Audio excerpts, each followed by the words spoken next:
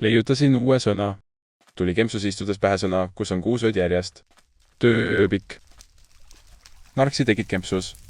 Ma ka leiutasin üks päev kakades uue sõna karburaator. Mida see sinu leiutis tähendab? Ei tea veel. Järgmine kord, kui kakale lähen mõtlen katsun tähenduse välja mõelda. Kõlab nagu häälitsuse moodi, mida võiks vetsus kosta kõhu kinnisuse puhul. Vetsus tulevad ikka igasugu põnevad ideed. Mu meelest Villu Tamme oli see, kes kunagi ütles, et kaksis WC eest tulevad head mõtted, sest kaksis WC on väike ruum ja need mõtted põrgatavad hästi seintelt pähe tagasi. Jääärmuslane.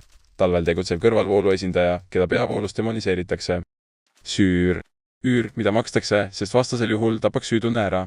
Öök. Eine oksendamine. Tööök. Oksendamine öötöö ajal. Töör. Skandinaavias teenitav viletspalk.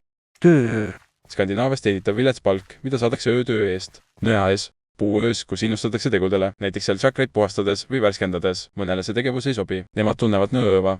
Kuudised. Kuurijate ajakiri. Kuurija loeb kuudist. Kui kuurija on koer laika, siis loeb kuurija kuudist. Kust mujalt? Maadel. Madala maast maadel. Meie maadel valitses ka kunagi maadel. Soober. Soorestorani ülemkelner. Soober serveeris mulle soodet. Teeden. Eedeni aed, kus pakutakse teed. Olemas on ka veeden ja meeden. Kui Eedeni aias on remont tegemata, on tegemist peedeniga. Sooja toitu saate Eedenis. Puur.